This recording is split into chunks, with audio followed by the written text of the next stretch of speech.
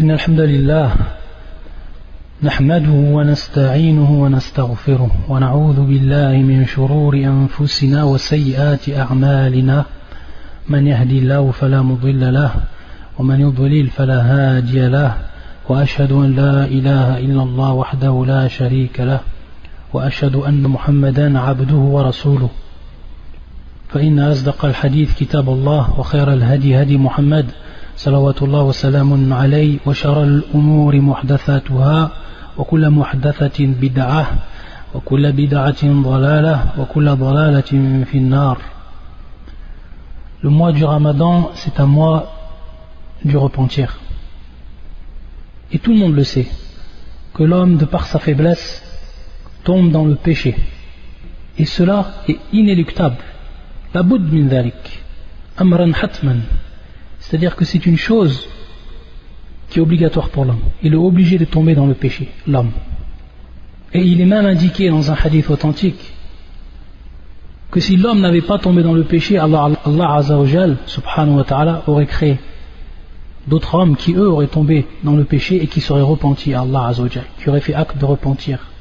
Parce que c'est ça le but, c'est que l'homme se repent. Et on va voir quelle est l'importance du repentir par rapport à l'islam. Et pourquoi on en parle durant ce mois-là, le mois du Ramadan, plus précisément. Donc l'homme il tombe dans le péché. Cela est inéluctable. Et également, on va voir en l'homme un manquement aux obligations. Et ça apparaît également chez beaucoup de personnes, pour ne pas dire la plupart. Un manquement également aux obligations. Taqsir.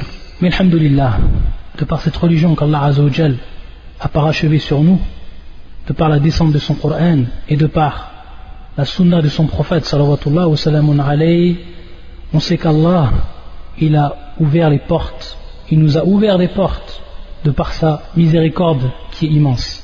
Et ces portes-là qui vont nous permettre de nous nettoyer de ces péchés et de ces souillures. Wallahu musta'an. Et parmi ces portes qu'Allah Azza wa Jal il a ouvertes, le repentir. Et le moment est propice, très propice, durant le mois du Ramadan. Lorsqu'on sait que le prophète sallallahu alayhi wa sallam, dans le hadith authentique rapporté par l'imam al-Bukhari et l'imam Muslim, nous dit Idha ja'a Ramadan, lorsque le mois du Ramadan il vient, Futtihat abwabul jannah, les portes du paradis sont ouvertes.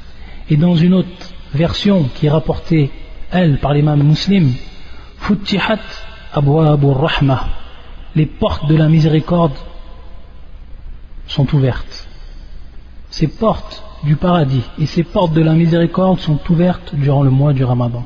Futtihat abwabul jannah wa ghulliqat abwabun niran, et les portes de l'enfer ont été refermées. Wa suffidat ash-shayatin, et les shayatin, les djab, ils sont enchaînés bis-salasil, c'est-à-dire par des chaînes. Donc c'est un moment qui est propice de par ce hadith, un moment très propice pour l'homme pour qu'il revienne à Allah Azza wa Jal durant ce mois-là et qu'il fasse une tauba qui va être sincère. Et il dit Allah Azza wa Jal dans son Coran huwa alladhi yaqbalu at-tawbata an ibadihi wa ya'fu an as-sayyi'at wa ya'lamu ma taf'alun. Wa huwa alladhi yaqbalu at-tawba, et c'est lui qui agrée de ses serviteurs le repentir. وهو الذي يقبل التوبة عن عباده ويعفو عن السيئات, et pardonne les mauvaises actions. ويعلم ما تفعلون, et c'est ce que vous faites. Et Allah Azza wa Jalla également il dit في كتابه ومن يعمل سوءا أو يظلم نفسه ثم يستغفر الله يجد الله غفورا رحيما. Quiconque agit en mal ou fait du tort à lui-même أو يظلم نفسه puis aussitôt implore d'Allah le pardon, yajidillah ghafuran rahima, il trouvera alors Allah pardonneur et miséricordieux. Trouvera Allah pardonneur et miséricordieux. Et il dit également Allah subhanahu wa ta'ala afala yatubuna ila Allah wa yastaghfiruna wallahu ghafurur rahim. Ne vont-ils donc pas se repentir à Allah et implorer son pardon, car Allah est pardonneur et miséricordieux. Regardez tous ces versets qui nous invitent à revenir à Allah Azza wa Jal. Et lorsqu'on sait que les portes du paradis sont ouvertes durant ce mois béni, alors en profiter pour pouvoir se repentir d'une manière sincère devant Allah Azza wa Jal. Allah Azza wa Jal dit également قُلْ يَا عِبَادِيَ الَّذِينَ أَسْرَفُوا عَلَى أَنفُسِهِمْ قُلْ يَا عِبَادِيَ الَّذِينَ أَسْرَفُوا عَلى أَنفُسِهِمْ لَا تَقْنَطُوا مِنْ رَحْمَةِ اللَّهِ إِنَّ اللَّهَ يَغْفِرُ الذُّنُوبَ جَمِيعًا إِنَّهُ هُوَ الْغَفُورُ الرَّحِيمُ قُلْ يَا عِبَادِيَ الَّذِينَ أَسْرَفُوا عَلى أَنفُسِهِمْ Dis ô mes serviteurs qui avez commis des excès à votre propre détriment. La taqnatu min rahmatillah, c'est-à-dire ne désespérez pas de la miséricorde d'Allah. Ne désespérez pas de la miséricorde d'Allah. Inna Allah yaghfiru dhunuba jami'a. Allah Azza wa Jal, certes, Allah Azza wa Jal, c'est celui qui pardonne les péchés, tous les péchés, jami'an. Innahu wal ghafurur rahim. Comment on comprend ce verset? Dans un premier temps, on a at-targhib wal-hath ala at-tawbah wal-istighfar. C'est-à-dire que dans un premier temps, à travers ce verset, on va trouver qu'Allah Azza wa Jal nous incite à demander pardon à Allah Azza wa Jal et à faire acte de repentir. Et Ibn Abbas disait à propos de ce verset et d'autres, radiyallahu ta'ala anhuma, Man ayyasa ibadallah min at-tawba ba'da dhada, faqad jahada kitab Allah Azza wa Jal. Il disait ceux qui ont désespéré, les esclaves d'Allah Azza wa Jal, de cette tawba, de se repentir après cela, alors il a certes rejeté, réfuté le livre d'Allah Azza wa Jal, le Très-Haut. Allah Azza wa Jal, c'est lui qui pardonne tous les péchés. Mais comment il pardonne tous ses péchés, Allah Azza wa Jal? Est-ce qu'il pardonne tous ses péchés sans même tawba? Ou est-ce qu'il nous faut un repentir pour ces péchés? Et quels sont les péchés qu'il pardonne sans tawba et ceux qu'il pardonne avec tawba? Pour ce qui est de ce verset, bien entendu, wa muqayyad, c'est-à-dire que il va être restreint à un autre verset qui est venu mettre en évidence quel est ce jar ou quelle va être la condition pour qu'Allah Azza wa Jal pardonne tous les péchés. Et c'est le verset suivant. Wallah Azza wa Jal yaqul wa inni la ghaffar, wa inni la ghaffar, c'est-à-dire que je suis le très pardonneur, celui qui pardonne beaucoup. La ghaffar, wa inni la ghaffar. Liman taba wa amana wa amila saliha thumma ihtada. Je suis le très pardonneur. Liman, pour qui? Regardez le verset ici. Liman, pour qui? Liman taba, pour celui qui se repent. Wa amana wa amila saliha, et qui a cru et fait de bonnes œuvres. Wa amila salihan thumma ihtada, qui a suivi le droit chemin. Wa inni la ghaffar, je suis le très pardonneur. Et bien entendu ici, comme cela est connu, les savants divisaient les péchés en deux catégories pour ce qui est de leur importance. Al-kaba'ir wa as-sara'ir, c'est-à-dire les grands péchés et les petits péchés. Pour ce qui est des petits péchés, il faut savoir que les bonnes actions parmi ceux qui yukaffir as-sara'ir, c'est-à-dire parmi ceux qui expient les petits péchés, en plus bien entendu de la demande de pardon à l'istighfar, ce sont des bonnes actions. Comme il est venu dans le hadith qui est authentique, qui est rapporté par l'imam Muslim, يقول النبي صلى الله عليه وسلم الصلوات الخمس والجمعة إلى الجمعة ورمضان إلى رمضان مكفرات لما بينهن إذا اجتنبت الكبائر. C'est-à-dire que الصلوات الخمس, les 5 prières que l'on va faire, donc on fait nos 5 prières, et entre eux, chaque prière, on va faire des péchés, on va tomber dans le péché, l'homme va tomber dans l'erreur. Ces prières que l'on va faire, tukaffir, c'est-à-dire qu'elles vont bien entendu expier ce qui s'est passé entre ces prières. Par exemple, entre le Dhuhr et le Asr, comme péché. Bien sûr ici les petits péchés. Les péchés mineurs, comme cela va être détaillé à la fin du hadith, bin-nass al-hadith. As-salawatul khams, les 5 prières. Wal-jumu'atu ila al-jumu'ah, également la prière du vendredi. C'est-à-dire entre les 2 prières du vendredi, les péchés qui sont passés entre ces 2 prières. C'est-à-dire du vendredi au vendredi prochain.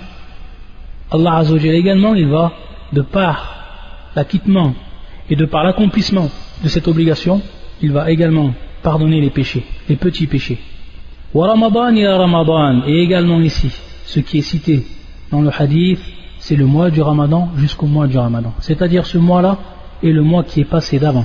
Le mois qui est passé d'avant, jusqu'à ce mois-là, ce qu'il y a eu entre les deux, Allah Azza wa Jal, si cela a été accompli, bien entendu, ces obligations ont été faites à la loi du matloub, c'est-à-dire qu'elles ont été faites comme il se doit, comme elles ont été demandées, suivant la législation, et suivant une niya saliha, une bonne intention, alors elles permettent de pardonner ce qu'il y a entre les deux. Mukaffiratun lima baynahunna, donc elles expient. Tout cela expie ce qu'il y a entre elles, bien entendu, par rapport à la durée. Idha shtunibat al-kabair, donc ici, une condition qui va être dite et dictée par le prophète sallallahu alayhi wa sallam, idha shtunibat al-kabair, lorsque les grands péchés sont écartés. Lorsqu'on s'est écarté donc des grands péchés. Donc le hadith, il est wadih, très clair et très explicite. Et l'on comprend à partir de lui que cela concerne les petits péchés. Comme dans le verset que l'on a lu,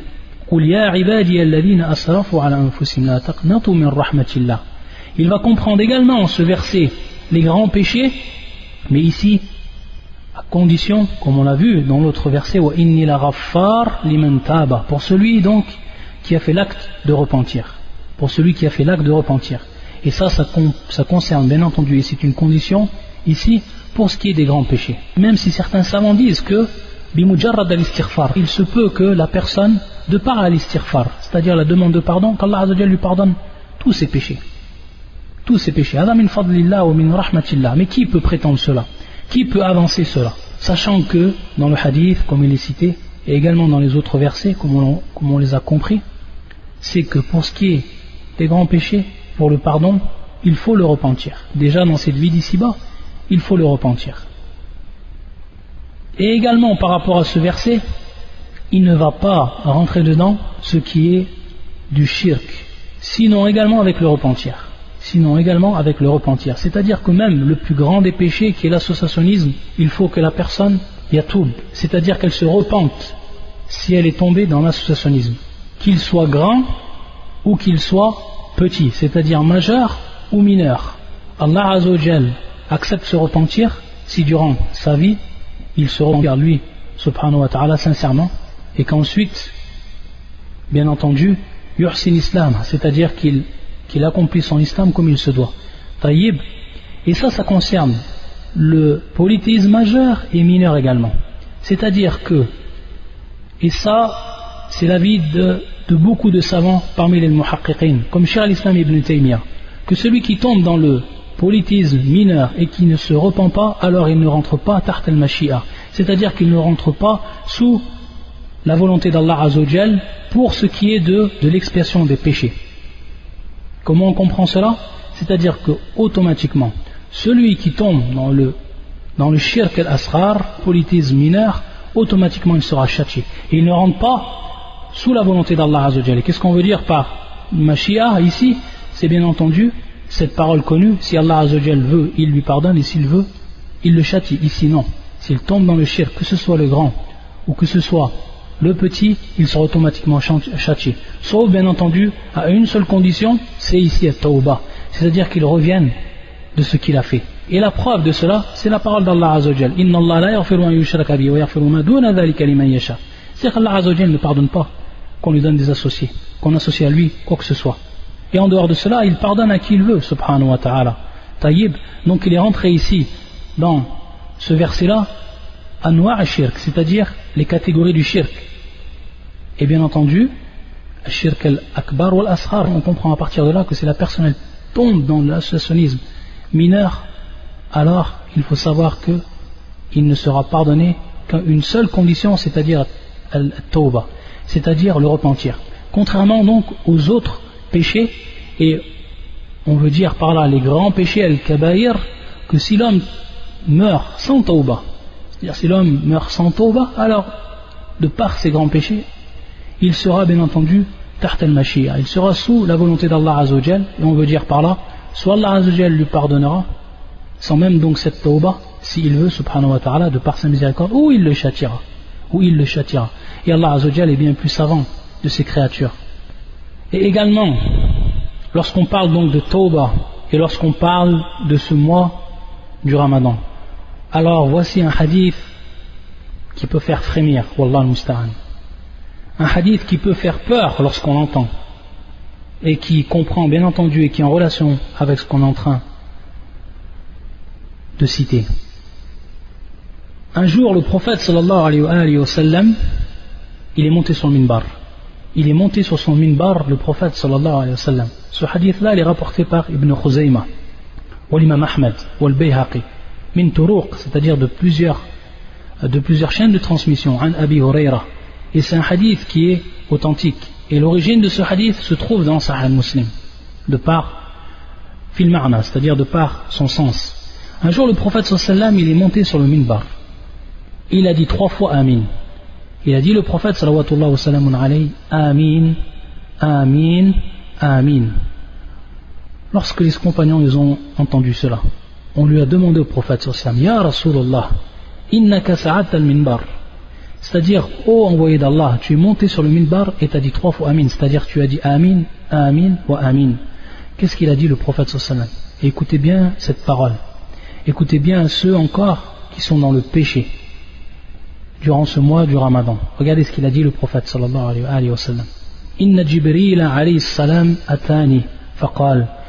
Jibril, l'ange Gabriel alayhi salam, que la paix soit sur lui, m'est venu. Il est venu au prophète sallallahu alayhi wa sallam. Faqal, et il a dit, Man adraka shahr Ramadan. Celui donc qui est parvenu au mois du Ramadan. Falam yughfaru lah, et qui n'a pas été pardonné. Fadakhala an-nar, il rentre dans le feu. Fa'ab'adahu Allah, et Allah Azza wa Jal l'écartera bien entendu ici de sa miséricorde. Alors il a dit de dire Jibril au prophète sallallahu alayhi wa sallam, Qul Amin, dis Amin. Ici c'est bien entendu en forme d'invocation, c'est-à-dire qu'il va invoquer à ceux qui n'ont pas été pardonnés durant ce mois, qui n'ont pas eu l'opportunité, ou plutôt qui n'ont pas profité de ce moment propice pour revenir à Allah Azza wa Jal, pour faire acte de repentir et pour demander pardon à l'istighfar, demander pardon à Allah Azza wa Jal de ses péchés, de leurs péchés. Qul Amin, faqultu Amin, Amin, Amin. C'est-à-dire que le prophète sallallahu alayhi wa sallam, il a répété 3 fois Amin par rapport à ce que Jibril a dit comme invocation, à titre d'invocation ici. Wallah al-musta'an. Hada al-hadith, ce hadith-là, il faut bien qu'on s'en rappelle durant ce mois béni. Et qu'on se rappelle cette dua de Jibril, alayhi salam, contre ceux qui ne vont même pas profiter de ce mois-là pour demander pardon à Allah Azza wa Jal et de se repentir donc, de se repentir à leur Seigneur, subhanahu wa ta'ala. Wallah al-musta'an. La ilaha illallah. Et pour ce qui est de Tawbah, il faut savoir que Tawbah, comme le citent les savants, il n'y a pas un acte qui est venu dans le shara, dans la législation, et qui a été plus aimé auprès d'Allah Azza wa Jal. لأن Allah Azza wa Jal, il se réjouit. Réjouissance ici, al-farah, il se réjouit lorsque l'homme revient à lui repentant. Il se réjouit, Allah subhanahu wa ta'ala. Al-farah, et al-farah tab'an min sifatillah, c'est-à-dire que ça fait partie des attributs d'Allah Azza wa Jal, un attribut qui est propre à lui subhanahu wa ta'ala, yaliqu bi jalalihi, un attribut qui lui appartient et qui est propre à lui, subhanahu wa ta'ala, et dont il ne ressemble à personne parmi ses créatures à travers cet attribut, comme tous les autres attributs. Et tout le monde connaît ce hadith qui est rapporté par l'imam Muslim. Mais ici, à titre de rappel, pour qu'on se rappelle comment Allah Azza wa Jal, il aime cette tawbah. Et comment ce hadith, il est venu pour nous expliquer comment cet acte, il va être accueilli par Allah subhanahu wa ta'ala. Et tout le monde sait, lorsqu'une des personnes, comme nous l'a informé le prophète sallallahu alayhi wa sallam, s'est perdu dans le désert, et qu'il a perdu sa monture, et que sur sa monture, il y avait bien entendu az-zad, c'est-à-dire ce qu'il a emporté comme nourriture, comme boisson, ce qu'il avait besoin bien entendu durant son voyage, az-zad. Qu'est-ce qu'il a dit quand il lui est arrivé cela? Il a dit Arji'u ila makani alladhi kuntu fihi anam hatta amut. C'est-à-dire, je vais revenir donc à l'endroit où j'étais avant que je perde ma monture et que je dors jusqu'à que je meure. C'est terminé, je suis dans le désert, terminé. Comment vais-je faire maintenant sans une seule nourriture, sans même pouvoir monter sur ma monture afin de me diriger? Regardez comme il a pensé, que c'est terminé. Donc il a vu al-halak, il a vu la perdition devant lui, il a vu la mort devant lui. Pour bien comprendre ce hadith. Après qu'il dort,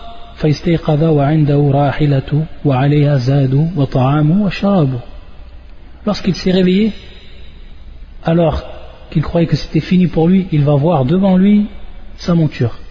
Et sur sa monture, il va voir donc sa nourriture. Il va voir la boisson telle qu'elle était auparavant devant lui. Regardez donc comme il va être joyeux. Regardez la réjouissance qu'il va sentir. Est-ce qu'on peut ressentir une réjouissance plus forte que cela à ce moment-là? Qu'est-ce qu'il nous dit le prophète sallallahu alayhi wa sallam? Fallahu ashaddu farahan bitawbati al-abdi al-mu'min min hadha bi rahilati wa zadi. Subhanallah. Il nous dit le prophète sallallahu alayhi wa sallam qu'Allah azza wa jal est encore plus heureux, ou il se réjouit encore plus, Allah azza wa jal, de par le repentir de son serviteur le croyant, que celui-là, que cette personne-là, lorsqu'elle s'est réjouie au moment, bien entendu, où elle a trouvé sa monture. Et cette riwaya, cette version, elle se trouve auprès de l'imam Muslim. Regardez donc comment le tawbah il est accepté auprès d'Allah azza wa jal. Et on ne voit pas un acte qui a été accueilli de telle façon auprès d'Allah azza wa jal parmi le Coran et la Sunna, comme l'ont précisé les savants. Donc tawbah amrun azim, c'est-à-dire que c'est une affaire c'est un point, c'est une chose, c'est une adoration qui est immense, la tawbah. Et pour ce qui est de tawbah, bien entendu, pour ce qui est de cette tawbah, elle a des conditions, cette tawbah, pour qu'elle soit acceptée. Maintenant, ce qui nous intéresse, lorsqu'on sait que cette tawbah-là, il faut la faire à tout moment, et encore plus durant le mois du Ramadan, où ici c'est encore plus appuyé, c'est-à-dire son accomplissement, alors il faut savoir qu'elle a des conditions, la tawbah. Et que ces conditions que l'on cite, et qui sont au nombre de 3 de façon générale, c'est-à-dire donc pour la tawbah qui est de façon générale, et qui est bien entendu au moment où elle est encore acceptable. C'est-à-dire qu'on sait que la tawbah ne sera plus acceptable au moment où l'âme sort de l'homme, au moment de ce qu'on appelle al-gharghara. Et également au moment où tatla ash-shams min maghribiha, c'est-à-dire au moment où le soleil va se lever de son orient. À ce moment-là, on le sait, la tawbah ne sera plus acceptée. Ça, c'est pour ce qui est du temps. Mais de façon générale, la tawbah, elle a 3 conditions. Elle a 3 conditions qui sont en relation avec les 3 temps. Et on veut dire par les 3 temps le présent, le passé et le futur. Le présent, le passé et les futurs. C'est-à-dire que cette tawbah, elle est en relation avec ces 3 temps. Pour ce qui est du présent, et la première condition qui est demandée, c'est al-iqla' an al-ma'asi, ou an al-ma'siyah. C'est-à-dire que la personne délaisse le péché avant donc de commencer cette tawbah, et qu'il s'en écarte. Ça c'est al-iqla'. Et bien entendu, ça c'est fil hal. Ça, c'est dans le présent. Dans le moment même où je ferme ma tawbah, il faut que j'arrête ce péché. Totalement. Al-iqla' an hadhi al-ma'siyah. Ça, c'est la première condition, et qui concerne le présent. La deuxième condition qui va elle, être propre au passé, fil madi, an-nadam, c'est-à-dire qui est le regret. An-nadam, qui est le regret. C'est-à-dire regretter de manière sincère ce péché que l'on a accompli durant le passé. Donc on voit bien ici que ça revient au passé. Ce qu'on a fait dans le passé ici, en avoir le regret sincère. Et bien sûr ici, Adam min a'mal al-qulub, comme également la troisième condition que l'on va voir, Adam min a'mal al-qulub, c'est-à-dire ça fait partie des actes que le cœur il va faire. Le regret, c'est un acte du cœur. Ça c'est pour le passé. Donc regretter, sincèrement. Et fil mustaqbal, c'est-à-dire dans le futur, al-azm an la ya'ud, c'est-à-dire la ferme volonté, une décision ferme de ne plus y revenir, de plus revenir à ce péché. Et également ici al-azm min amal al-qulub, c'est-à-dire également c'est un acte du cœur. Donc ça c'est fil mustaqbal, c'est pour le passé, et qui est donc al-azm, la ferme volonté de ne plus y revenir. Ça c'est les trois conditions. Et bien entendu l'autre condition également qui est citée et qui est plus particulière, c'est dans le cas où on a par exemple pris le bien d'une personne ou autre, alors, et qui est bien sûr considéré comme un péché, alors bien entendu lui rendre ce qui a été pris. Ça, c'est une des conditions qui est particulière, suivant bien sûr un cas qui est particulier. Sinon, de façon générale, c'est trois conditions. Et il faut savoir, et c'est un point qui est important également, et ça on pourrait le faire rentrer dans les erreurs que font les personnes par rapport à la tauba. Les erreurs, les grandes erreurs que font les personnes par rapport ou ce qui est en relation avec la tauba. C'est cette première erreur, et ça bien entendu, c'est une grande erreur. Et beaucoup de gens, à cause de cela, ils ne font pas tauba. C'est qu'est-ce qu'ils se disent? Ils se disent, peut-être que maintenant je fais tauba, mais j'ai peur en fait, de par ma faiblesse, de retourner dans ce péché. Regardez un petit peu. C'est-à-dire que la personne, elle ne fait pas sa tauba tout simplement parce que son âme lui dit, si tu fais maintenant cette tauba, tu es faible, peut-être que tu vas encore retourner dans ce péché. Donc, à quoi bon sert cette tauba? Il faut savoir que si les trois conditions elles sont réunies, et notamment et plus particulièrement la troisième condition qui est la azm, c'est-à-dire la ferme volonté à ne plus y revenir à ce péché-là, ou au moment où on a fait notre tauba, alors notre tauba elle est acceptée comme telle. Et bien entendu ici, la personne, ça revient à son cœur, et elle sait dans son cœur réellement au moment où elle fait sa tauba, si vraiment elle a eu al-azm, elle le sait ça.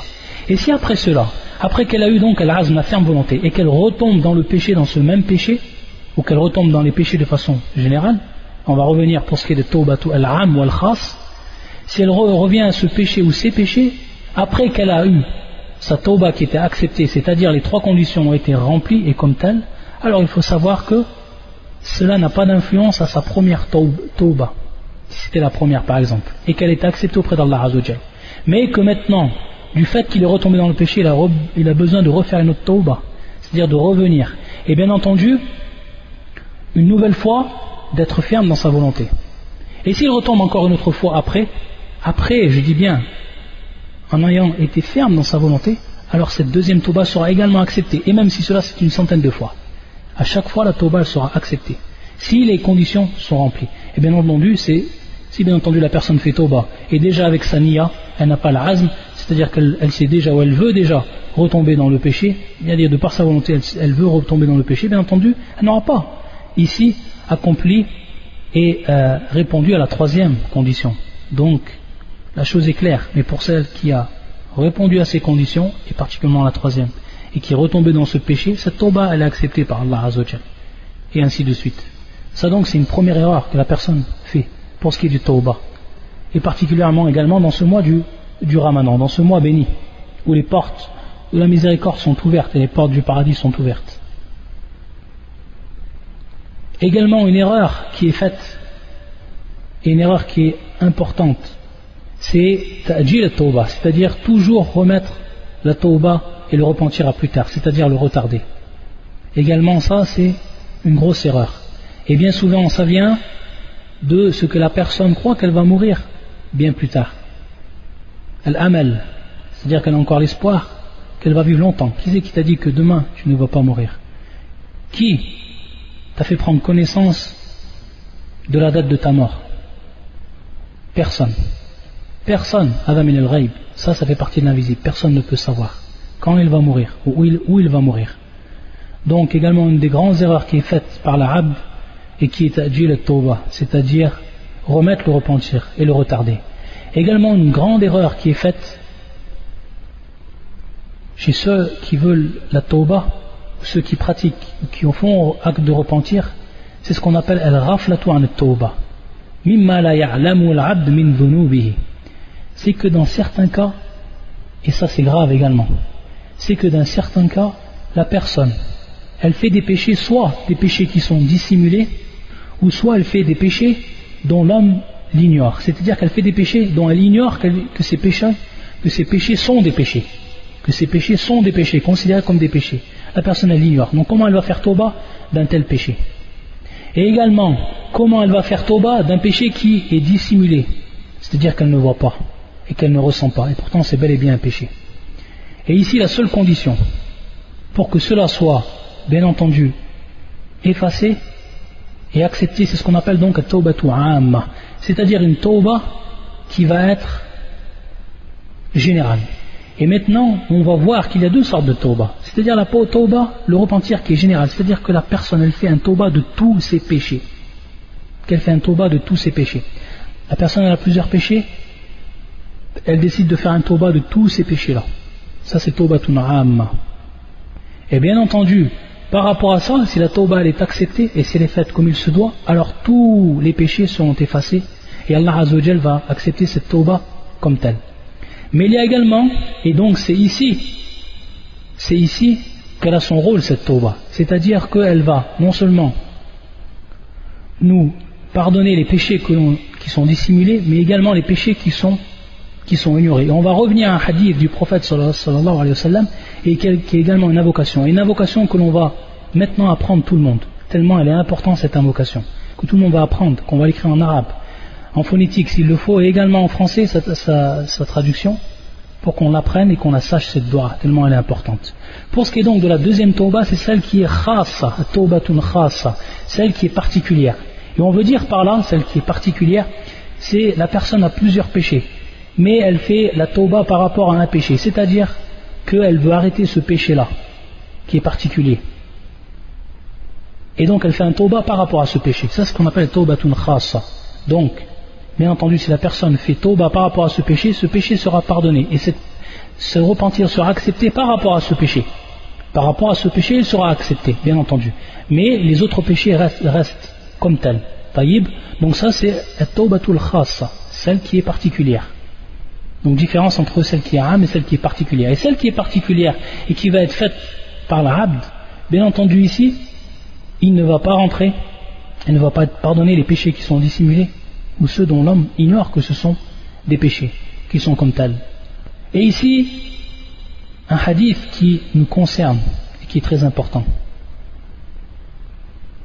Un hadith qui est rapporté par l'imam al-Bukhari fi Adab al-Mufrad, qui est un hadith authentique, où le prophète sallallahu alayhi wa sallam a dit Ash-shirku fi hadhihi al-umma akhfa min dabib an-naml.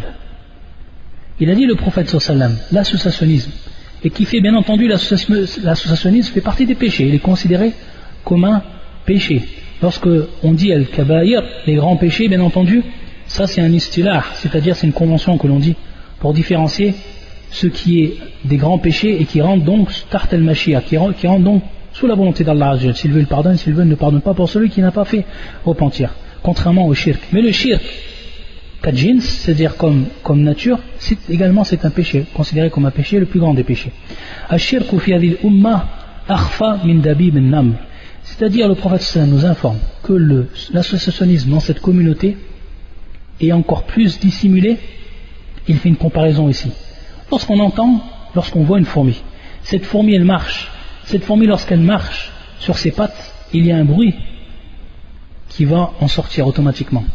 Mais ce bruit il est tellement infime, est-ce que c'est possible qu'on l'entende? Est-ce que c'est possible qu'on entende donc de par nos propres oreilles, qu'on entende donc cette mouche, ou parfois cette fourmi qui est en train de marcher? Bien sûr non. Le prophète sallallahu alayhi wa sallam fait une comparaison par rapport à cela. Il dit akhfa min dabib an-namr, c'est-à-dire qu'il est encore plus dissimulé que ce bruit que fait la fourmi lorsqu'elle marche. Faqala Abu Bakr, lorsqu'il a entendu cela, Abu Bakr As-Siddiq radiyallahu ta'ala an, قال فكيف الخلاص من يا رسول الله, c'est-à-dire comment on va s'en débarrasser donc de cela au prophète d'Allah. Et c'est à ce moment-là que le prophète il va lui enseigner une dua, et donc il l'enseigne à Abu Bakr, il l'enseigne à sa communauté présente et à sa communauté à venir, à tout le monde, à tous les musulmans. Et cette dua qui est la suivante: Allahumma inni a'udhu bika an ushrika bik wa ana a'lam wa astaghfiruka lima la a'lam wa astaghfiruka lima la a'lam. Allahumma inni a'udhu bika an ushrika bik wa ana a'lam. Ça c'est la première partie. Allahumma inni a'udhu bika an ushrika bik wa ana a'lam. C'est-à-dire ici, on demande, ô mon Seigneur, on demande ici la protection. On demande à Allah Azza wa Jal la protection, ô mon Seigneur, je demande donc protection auprès de toi, inni a'udhu bika an ushrika bik. C'est-à-dire que je fasse acte d'associationnisme, que j'associe à toi. Donc, quoi que ce soit. An ushrika bik wa ana a'lam. Et je suis, et je sais, c'est-à-dire je suis conscient de cela, et j'ai science de cela. Donc ici, c'est en état de science. Wa ana a'lam, c'est-à-dire que je sais ce que je fais. Taïb, donc ici on demande de se protéger pour ne pas tomber dans ce qu'on sait qui est shirk et qu'on pourrait y tomber dedans. Donc avec science, bi'ilm ici. Allahumma inni a'udhu bika an ushrika bika wa ana a'lam. Allahumma inni a'udhu bika an ushrika bika wa ana a'lam. Et la deuxième partie, wa astaghfiruk lima la a'lam. Et je demande donc pardon, et je te demande donc pardon pour ce que je ne sais pas, dont je n'ai pas science, la a'lam. Wa astaghfiruka lima la a'lam. Et je te demande pardon pour ce que je ne connais pas, et je ne sais pas, dont je n'ai pas science. Donc regardez cette dua comme elle est importante, et donc tout musulman il l'apprend, et il la répète cette dua, et il la dit Allahumma inni a'udhu bika an ushrika bika wa ana a'lam wa astaghfiruka lima la a'lam. Et également une mise en garde qui est faite, et c'est le dernier point Inch'Allah par rapport à ce sujet-là, c'est Tawbatul Kadhabin. Tawbatul Kadhabin, c'est-à-dire le repentir des menteurs. Le repentir des menteurs. Ceux en fait qui vont délaisser les péchés à cause d'un mania, c'est-à-dire que ce soit une maladie, une chose qui les a empêchés de faire ces péchés. C'est-à-dire que ce soit à cause d'une maladie ou que ce soit une cause quelconque.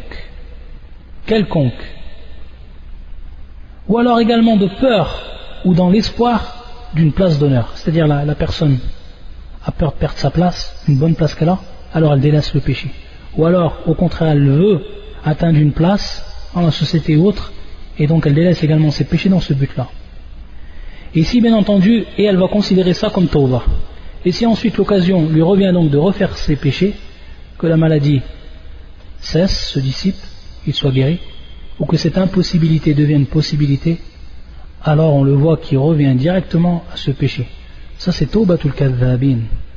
Ça c'est le repentir des menteurs. Ayyadan billah. Subhanakallahumma bihamdika. أشهد أن لا إله إلا أنت أستغفرك وأتوب إليك وصلى الله على محمد وعلى آله وصحبه أجمعين والسلام عليكم ورحمة الله وبركاته.